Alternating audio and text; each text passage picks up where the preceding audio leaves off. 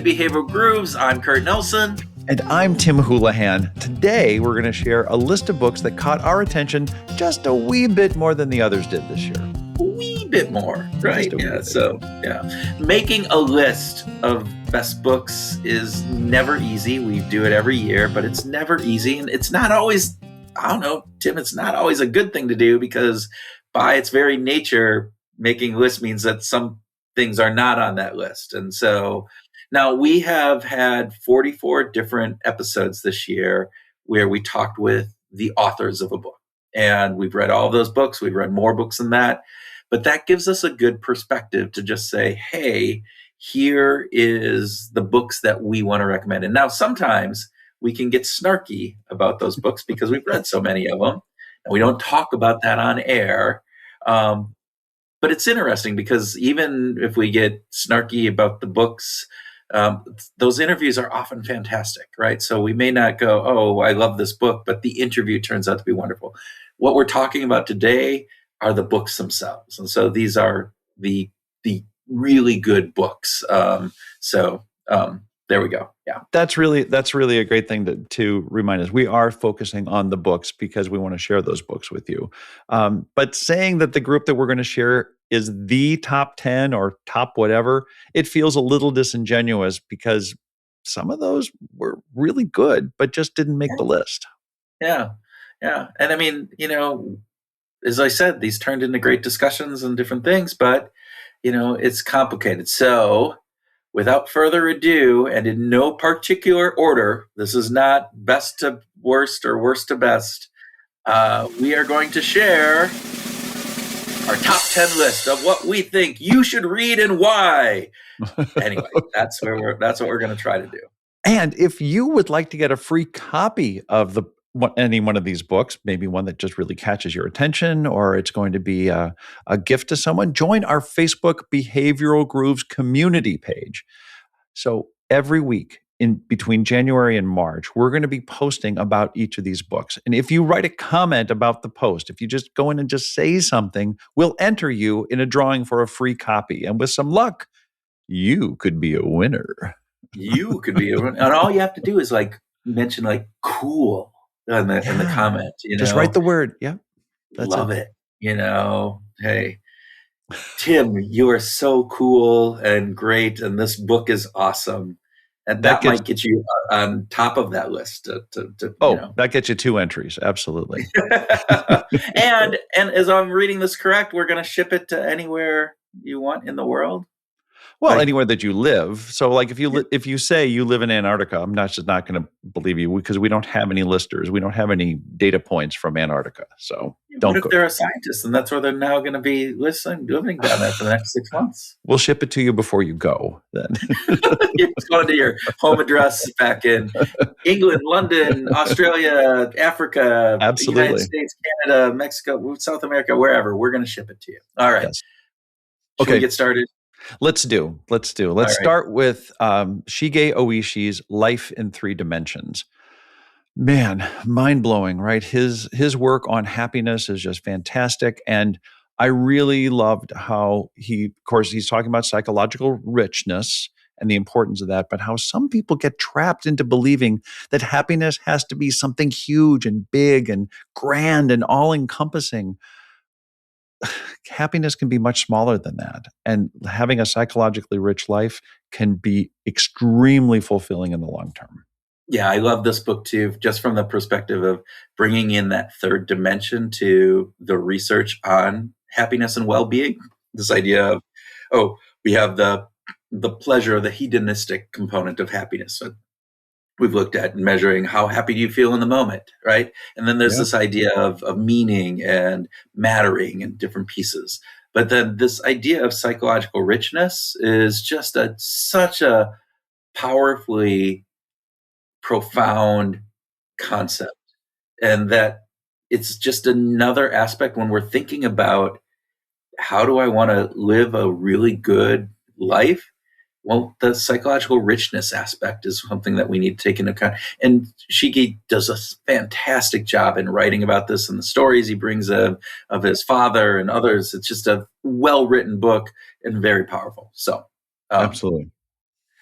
With that, and again, these are in no particular order. Our friend, multiple time, guest on the show, Daniel Crosby, wrote what I think is the book that anybody that's interested in finance needs to read. And it's called The Soul of Wealth. And I love this book because he's not talking about how do you set up your 401k plans and what's the best savings strategy in order to do this. It's a number of small little essays that talk about what wealth is from that perspective of making important decisions in your life, and this idea that it's more than just money, right? That is the heart of it. Wealth is more than just money, and I love the way he brings in this the metaphor of martial arts, the behavioral judo thing about as you're dealing with these decisions, as things are coming at you, you roll with the resistance, right? Rather than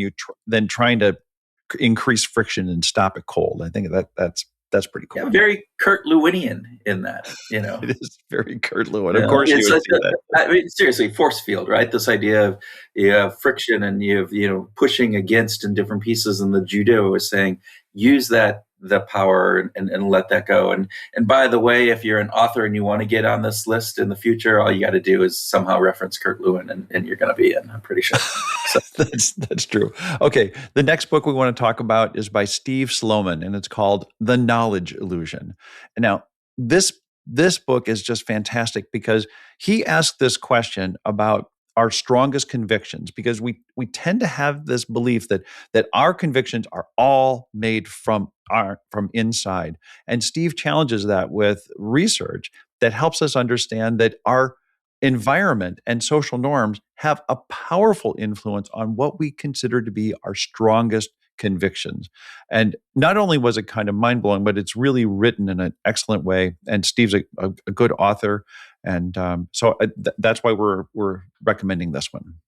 Yeah. And again, I just would reiterate everything you just said, this idea of this self-derived values that we have is something that Steve just kind of says there are many other factors that go into this, the social contract and situations that we're in really influence that. Fantastic. So another book that we recommend is Detached by Bob Rosen.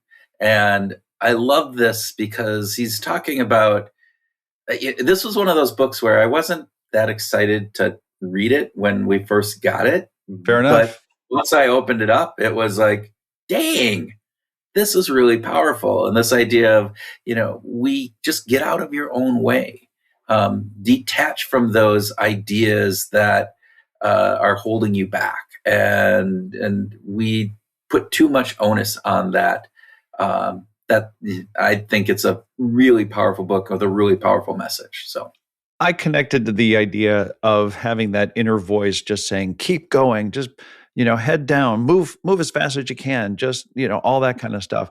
And Bob wrote about how that doesn't always serve us well, and used the Navy SEALs, the United States Navy SEALs motto of slow is smooth, smooth is fast, to go, wait a minute, this is a really highly productive team.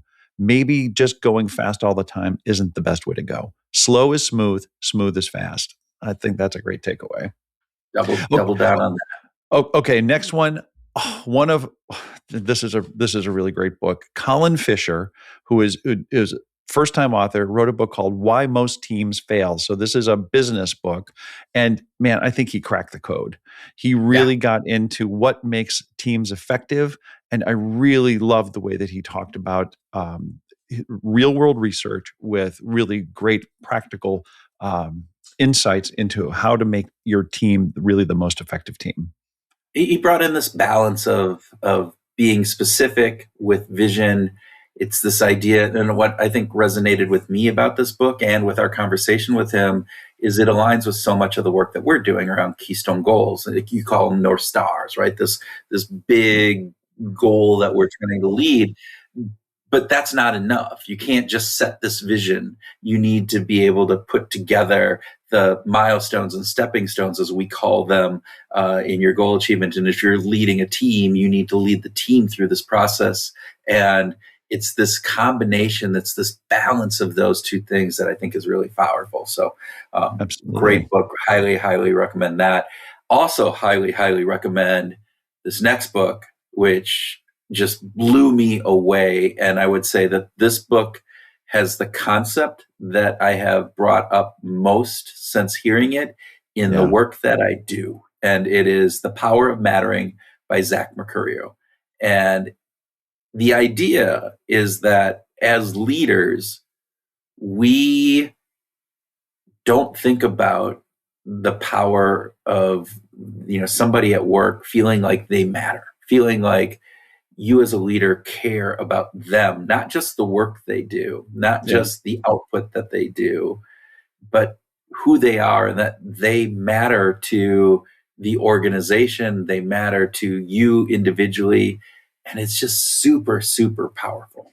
Yeah. We're not widgets, right? The big thing that I took away from Zach's book is that this idea of being able to demonstrate that the people on your team matter is a skill that is learnable. So that's what I want to encourage you to think about. The next book on our list is a really great book by a neuroscientist named Emily Falk, and this book is called What We Value. Now, this is a theme of books that we've talked about, but Emily's research from a neuroscientific perspective has looked at how our decisions are way more socially influenced than we give credit. So again, tying back into Steve Sloman and what we talked about, the knowledge illusion. Again, absolutely. Fantastic research on this. And what I loved is that this idea of, Emily points out that we need to be less defensive, that it isn't an attack on who we are and this, again, the self-derived values that I have. No, they're created by, oftentimes influenced by the social people that we're around and a variety of other things. And so, if we want to change, we need to be less defensive about holding on to these things that, and we're going to, we're so core, and they're not really that core. So yeah, absolutely. Okay, what's next? Beyond Happy by Mark Fabian. Mark Fabian. It was this idea of, again, happiness component, right? And I loved his analogy that he used of, like, stop trying to get to the end, or the end of the treadmill, and just find a treadmill that you really love. This idea of we often say, I'll be happy when I get that new car, when I get that new house, when I get that promotion.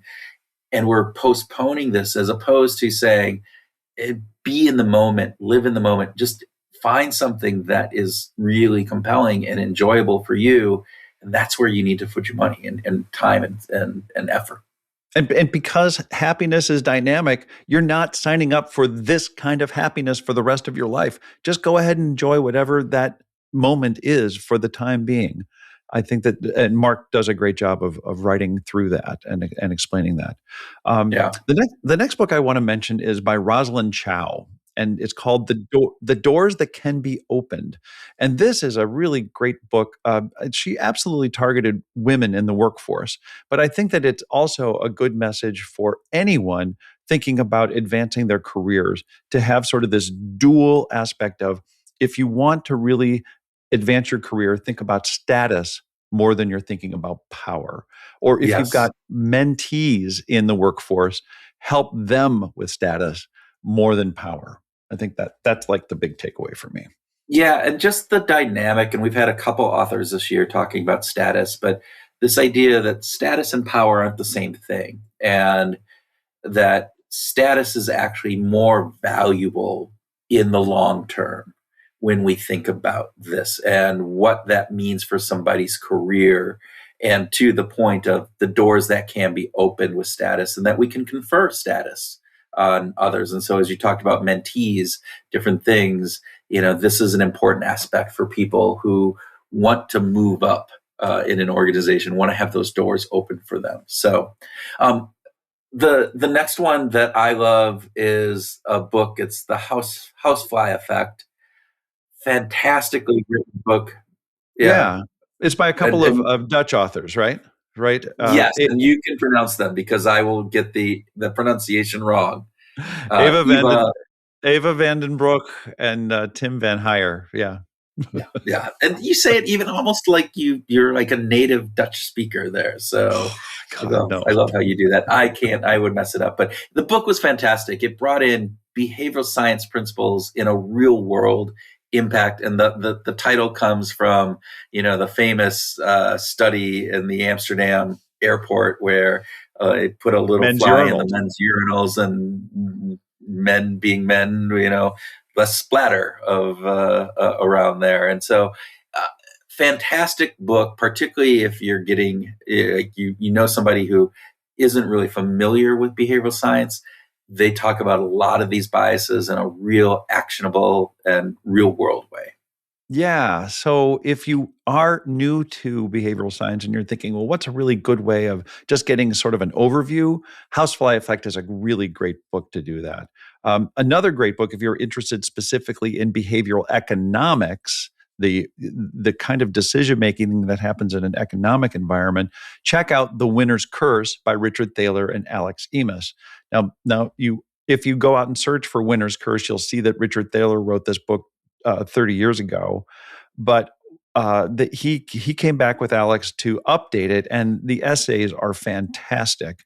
They really do a fantastic job of updating and refreshing these really solid foundational elements of behavioral economics. And looking to say, do these still hold up? And they do. They hold up, and they bring in additional research that either expands upon it or really confirms it. And it's just, again, groundbreaking when we think about this book when it came out in the initial, and now that they've updated it all these years later. It's just a really powerful read, again, bringing in some real good concepts. It's very academic, as I will warn people that this, out of all the books that we have here, is probably the most academic read that we have. But it's powerful and good, and it is approachable. I mean, it's not something that you can't read by any means. So, love that one.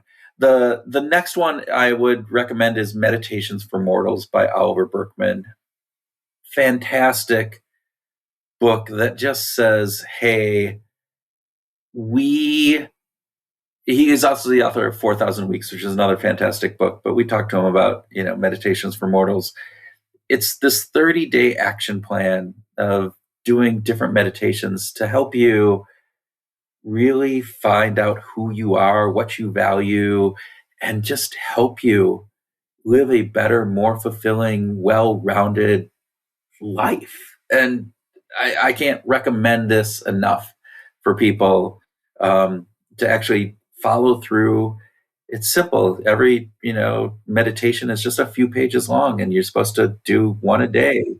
It's fantastic. Yeah, you could probably sit down and read the whole book in an hour, but the idea is to take 30 days and just walk through it bit by bit.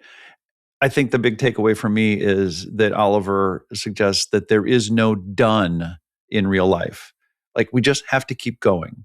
Like, we just keep moving and we just keep swimming. There is no done. Just keep swimming. Just keep swimming. And the last book I want to go, and I know you didn't have a chance to interview, but I did. It was Richard Shatton. Hacking the Human Mind is the book that he wrote this year. Again, he's written a couple of Choice Factory and others that were fantastic. This one I thought was just really wonderful. Basically looked at 17 different companies' ad campaigns and highlighted the behavioral science that goes into them. My favorite being Guinness, and this idea of the tagline, "Good things come to those who wait." And it was an advertising campaign that they did. And Richard talks about why that was so powerful, and the behavioral principle of the pratfall effect that leads to that. Or, it's just 1,000 songs in your pocket from Apple, and why that worked. Right? And it just is approachable, real world again, going back to, the housefly effect. Again, very similar in that nature. Again, well written, really great book. So So I wasn't in on the conversation, but I did read the book. And if you're a marketer, if you're in marketing, this Richard's work is very marketing oriented, very attentive to the ideas of how we position and frame things from a behavioral science lens. And I think he does a fantastic job of writing about it. He's super entertaining as a writer and as an individual as well. So highly recommended. Okay, So wrap it up. let's wrap it up there. Remember, go out to Facebook and just join our Behavioral Grooves community. Yeah. And we will be posting about these, and then all you have to do is respond. That's a great community to be part of. Lots of great questions that we ask out there, different pieces. But this is an opportunity for you to win one of these books by just commenting on the different pieces that we talk about for them. So January, February, March, go out and do it. Yeah. If you win the drawing, we'll ship to you wherever you are, like to the UK. Kurt, we're shipping to the UK. I guess so. I don't know why. Costing us a lot of money, but we're going to ship it to the UK. We're going to ship it to frickin' Australia. If you're in South Africa, Jakarta, Iran, if you're in, Guatemala, we're gonna ship it to you. Just the only place is not Antarctica, from what I understand you saying. So there you go. No Antarctica. Right. With that, we hope that these books bring some insight into your life so you can go out and find your groove.